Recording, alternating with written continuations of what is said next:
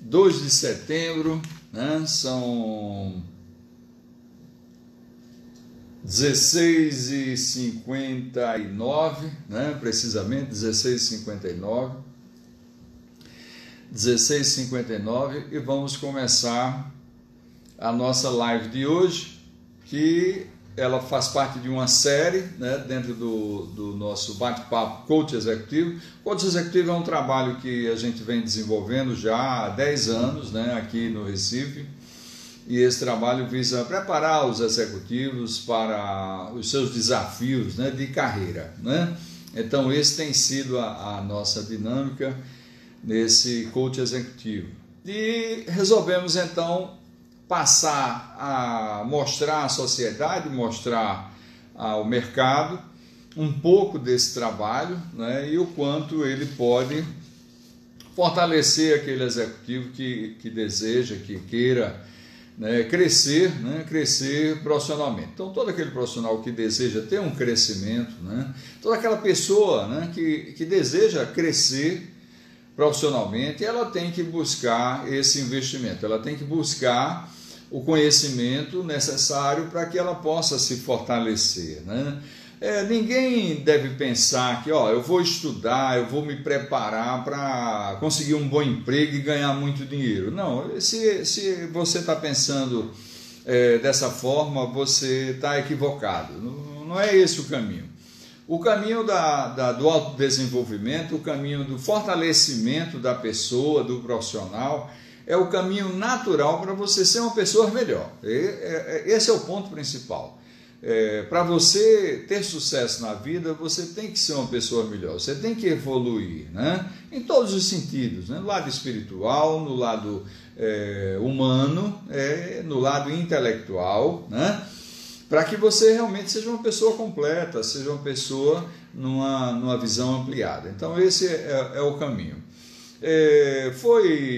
Ontem à noite ligaram para mim, depois da nossa live, algumas pessoas mantiveram contato comigo, tem meu celular, e eu quero também deixar aqui com vocês meu celular, é 81, código 81, 99927 1723, esse é o meu celular direto, e essas pessoas tinham o meu celular, e eu estou disponibilizando agora para os demais que estão aí nos assistindo. E essa pessoa veio perguntar o que um controller, né, já que estamos falando da controladoria, qual seria o perfil ideal para um controller, né? E por isso eu estou começando a essa nossa live de hoje, dessa série sobre a controladoria, para falar um pouco sobre o perfil do controller, para que as pessoas busquem ter um entendimento claro, né? Um controller, ele está a um passo, né, da mudança da carreira dele, da mudança da trajetória dele. Um controller, ele está no degrau que antecede uma diretoria financeira. Então, o diretor financeiro, ele está a um degrau que antecede a posição de presidente, a posição de CEO. Então, veja, o profissional que resolve assumir um desafio de ser controller, ele precisa estar preparado para isso. Se ele não estiver preparado, ele não vai ter longevidade nessa carreira, e se ele não tiver os atributos para ele poder crescer, ou seja, se ele não desenvolver os potenciais necessários para ele receber novos conhecimentos, novos aprendizados e poder assumir novos desafios, então esse controller ele vai estacionar na sua trajetória, porque aí ele vai virar um contador de luxo. E um contador de luxo é caro para a empresa, e é preciso que todos entendam isso. Um controller que não consegue ter um desenvolvimento profissional para alcançar novos desafios, para assumir novos desafios, ele passa a ser um contador de luxo, e um contador de luxo não tem espaço nas empresas. Ele fica estacionado. Então, a empresa grande contrata aquele profissional e ali ele permanece, ele não sai da controladoria. Isso não é bom. E é necessário que todos estejam atentos a isso. Então, o ser humano precisa se preparar não com um olhar para assumir um cargo e ter uma carreira executiva de sucesso. Não. Ele tem que se preparar para ser uma pessoa melhor. Ele tem que se preparar para ser um ser humano melhor, né? O autodesenvolvimento exige isso, melhoria constante para que ele tenha sucesso. Então eu destaquei algumas características que o profissional que realmente quer seguir uma trajetória executiva, e eu já destaquei aqui que o executivo é diferente, né? O executivo, ele tem que ser igual a um empresário. Se o executivo não pensa, não age, não tem as atitudes empresárias, ele tende a ser um gerente. Apenas um gerente.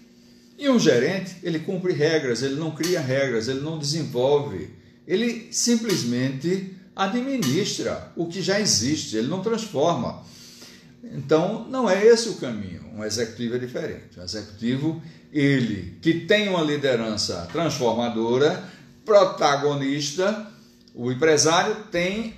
Todo empresário é um líder protagonista. Quero destacar isso para vocês. Todo empresário é um líder protagonista, porque ele assume riscos, ele bota o capital dele na frente, ele emprega, ele gera emprego, ele transforma. Então ele trabalha com todos os players da sociedade. Isso é um empresário. E o executivo tem que ser um empresário com uma perspicácia acima, porque o executivo vai administrar o capital do empresário. O executivo vai administrar o risco, que é o capital do empresário. Então a diferença está aí, na administração do risco. O empresário administra o capital próprio e o executivo administra o risco do capital do empresário. Então, essa preocupação tem que existir. Então, o controller, ele já precisa estar com essas habilidades desenvolvidas antes de estar assumindo esse desafio de ser um controller de uma grande organização, tá certo?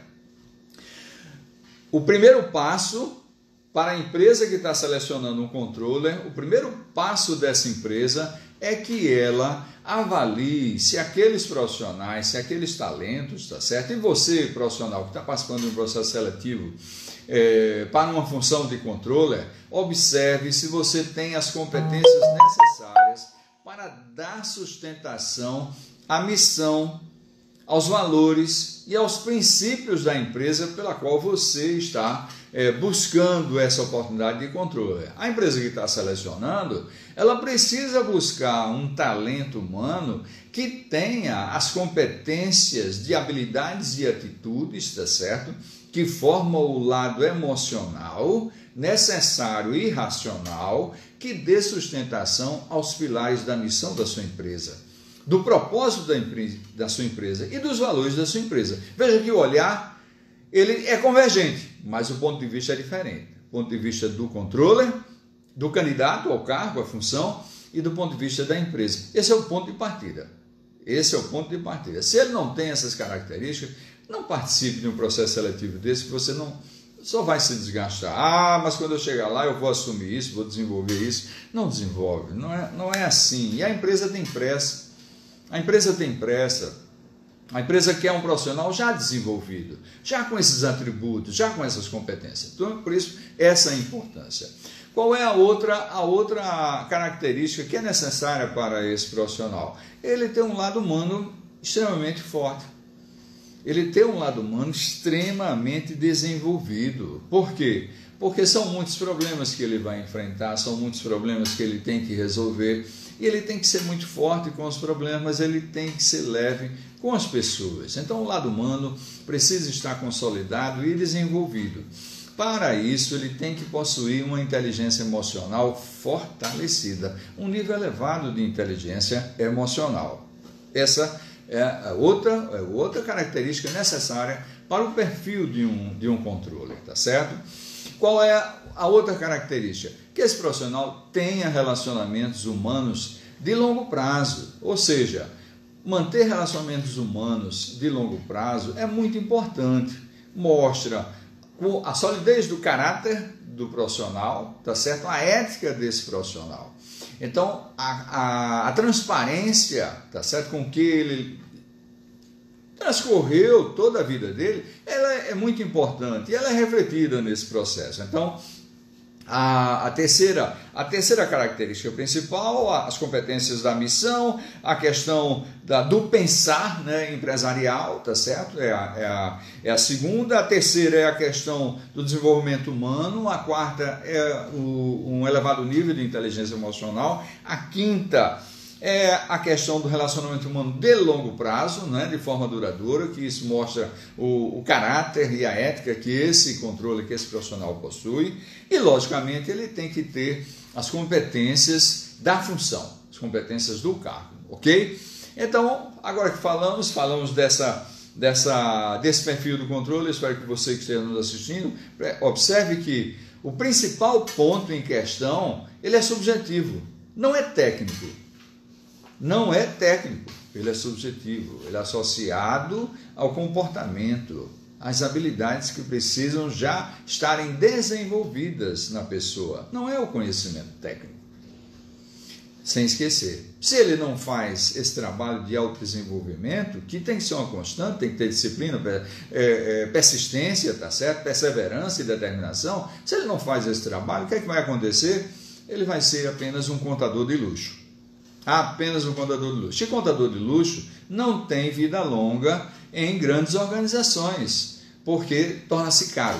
Aliás, em nenhuma empresa, né? Em nenhuma empresa tem vida longa aquele profissional que se estaciona, né? Chegou o máximo, é um analista pleno, chegou o máximo na carreira, top da remuneração de analista pleno, é demitido.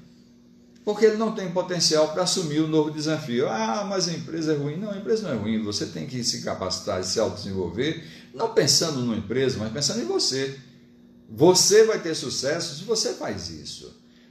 Vou me preparar para um emprego. Não, se você busca se preparar para um emprego, se prepare para vencer na vida, como empresário ou como empregado. Se prepare. A premissa número 1 é essa. Se você não se preparar, aí você realmente não vai conseguir, não vai ter isso, tá certo? Muito bem. Nós agora vamos entrar na linha de ação do trabalho, que é da controladoria, que você tem que fazer para implantar a controladoria na sua empresa. Discutimos ontem as áreas que compõem a controladoria, tá certo? De uma empresa, e vamos agora entrar na área de controle interno, certo? A área de controle interno é uma área em si dentro da controladoria, que é o grande guarda-chuva. O grande guarda-chuva é a controladoria. Então, a área de controle interno é uma área específica dentro da controladoria. Controle interno, tá certo?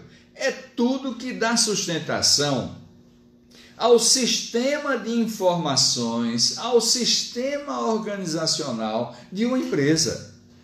Então, na hora que a gente está falando, o processo de venda, ali estão os controles internos. Então, o que é o controle interno? É um conjunto de normas, procedimentos, processos, pessoas. Olha lá, o conjunto, né? Normas, procedimentos, processos e pessoas. Então, esse conjunto, que é chamado de controle interno, é que dá sustentação às informações que a empresa gera no seu dia a dia. Por isso, resolvemos começar a falar dessa área de controle interno, porque ela é muito importante e é ela que sustenta a informação que está lá no balanço da empresa. Está lá no balancete, que chega no balancete da empresa. É sustentada pelos controles internos, ok? Então, vamos abrir um pouco essa área de controles internos. O que é que eu tenho na área de controles internos? Eu tenho 3 grandes grupos que são interligados, tá certo? Processos, o primeiro, risco,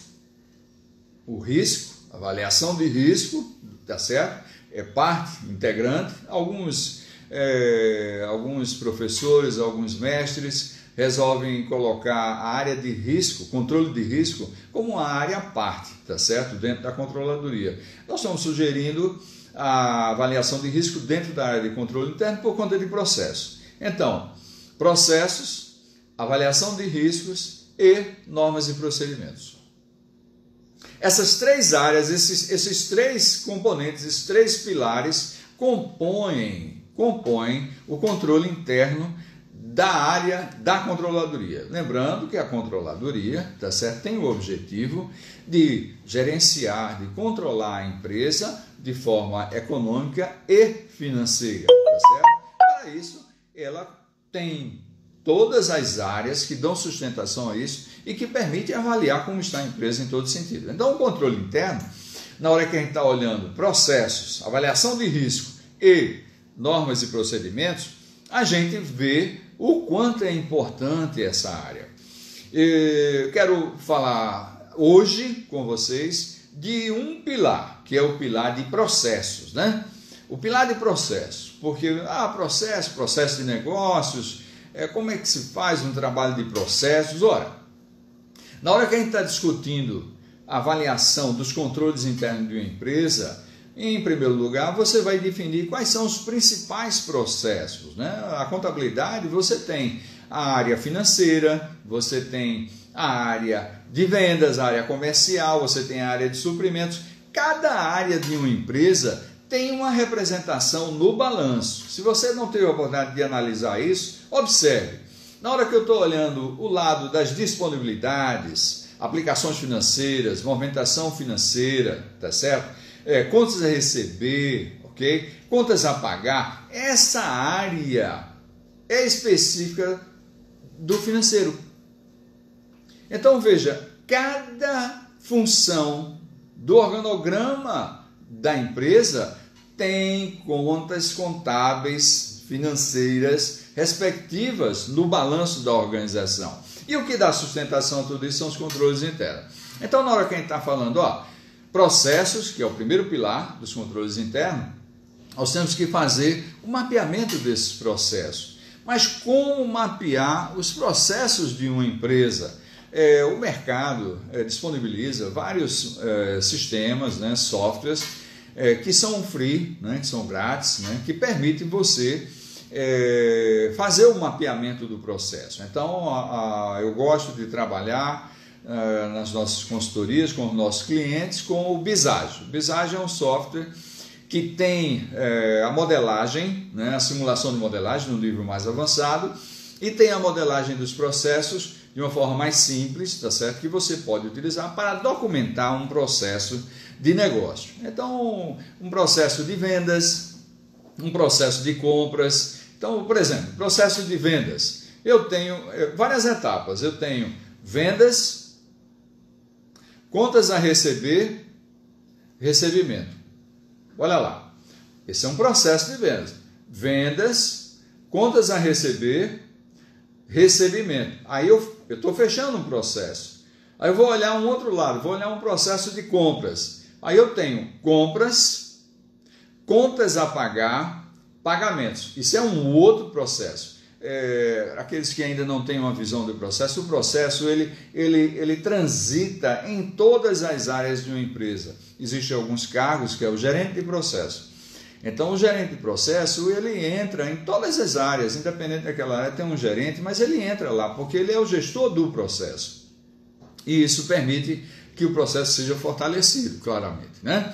Então, na hora que a gente está falando do controle interno e da área de processo, o primeiro trabalho que temos que fazer é modelar, tá certo? É mapear os processos que existem na sua empresa. Hoje, do jeito que eles estão, precisamos mapear esses processos. Quando você mapeia o processo, quando você documenta o processo de negócio, você está tendo a oportunidade de você ver, né? De você entender, de você compreender como é o processo de negócio. Então, ao compreender o processo de negócio e documentar, tá certo? E documentar, mapeando esse processo, você vai ter a oportunidade de registrar como é o processo. Agora, fez o mapeamento? Fiz. Agora vamos para uma outra etapa. Qual é a etapa? É justamente analisar o processo e identificar nele quais são os pontos de controle. Ou seja, mapeou um processo, vendas com recebimento, agora identifique, analise esse processo e procure identificar quais são os pontos de controle do processo. Quais são os controles chaves, ou seja, aqueles controles que, se eles funcionarem com precisão, não vai permitir uma fraude. não vai permitir, tá certo, que haja um desvio de recurso, né, de ativos da sua empresa. Então, os controles chaves, eles precisam ser identificados na análise do processo, na análise do mapeamento do seu processo. Os controles chaves, eles têm que estar em cima de combinação de procedimentos.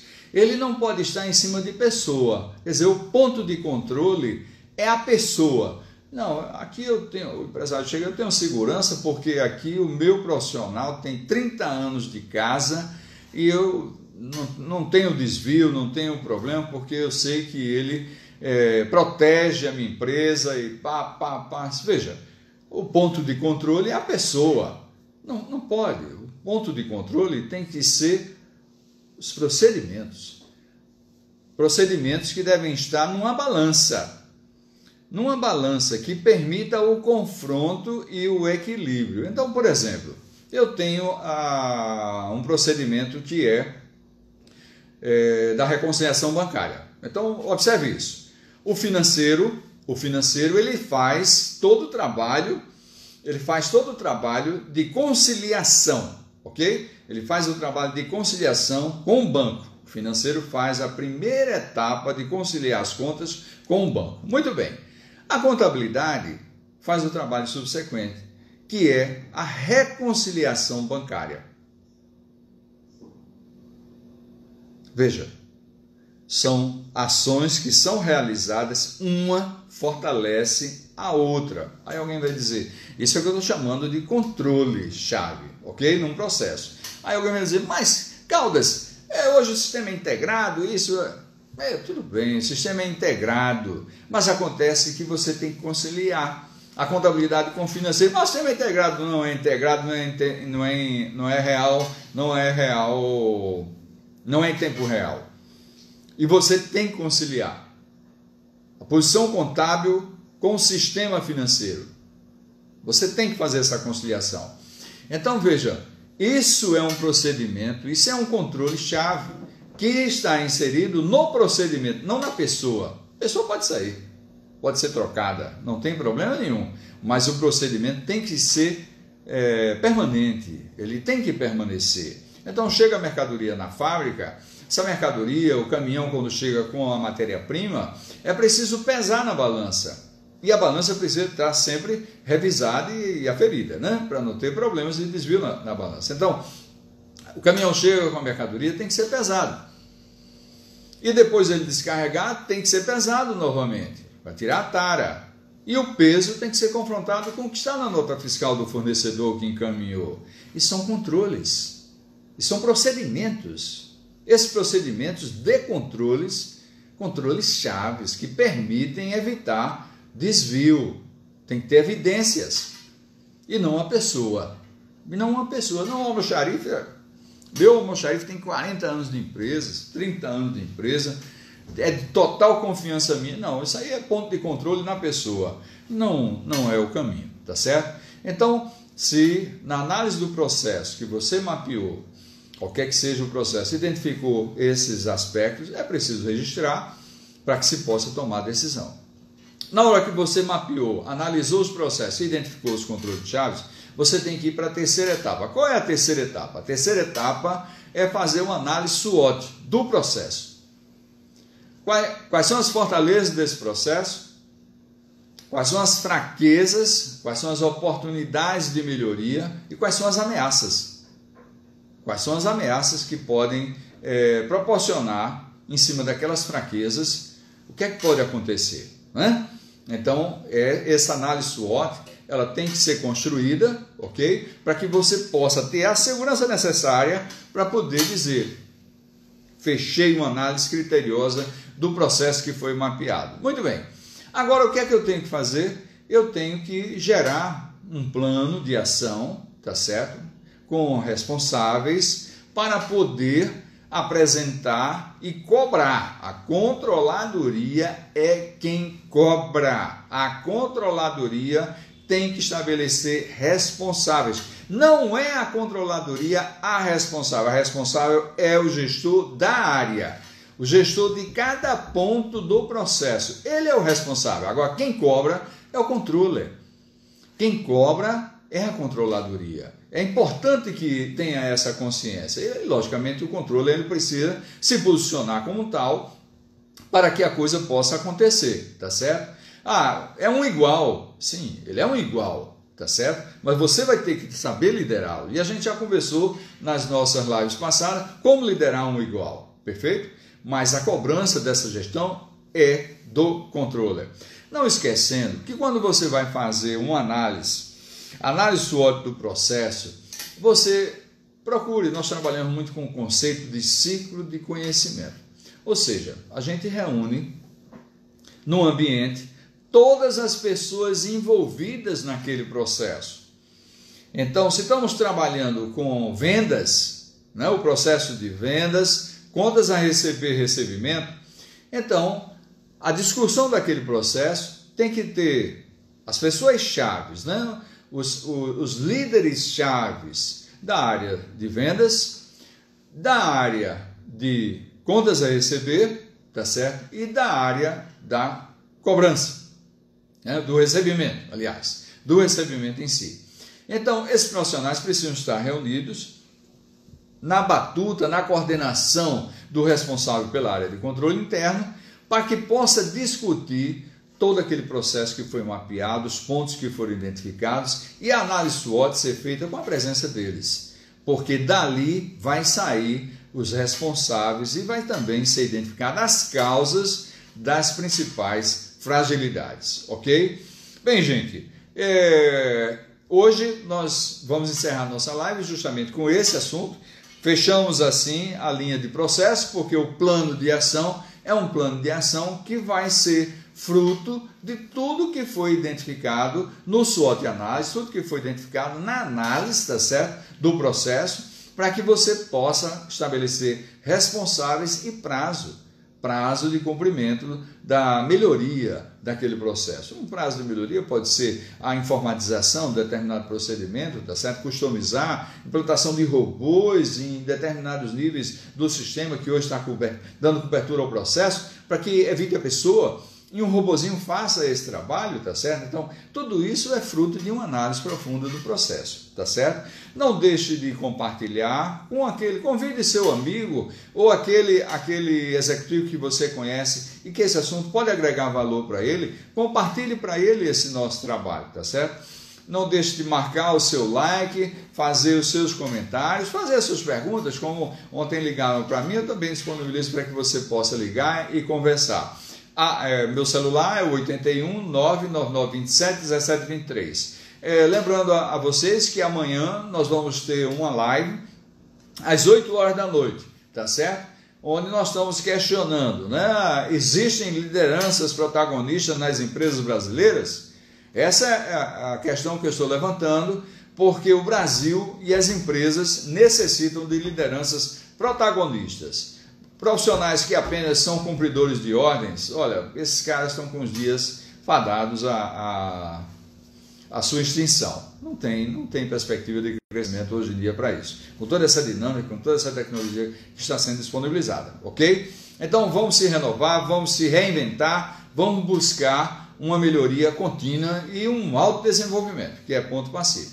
Nosso bate-papo Coach Executivo com Fernando Caldas está encerrando hoje. Lembrando a nossa live de amanhã. Amanhã vamos ter sim uma livezinha nossa aqui da controladoria, mas principalmente vamos tratar desse assunto. Será às 8 horas da noite, então não vamos ter a continuidade da controladoria, da discussão da controladoria, ok?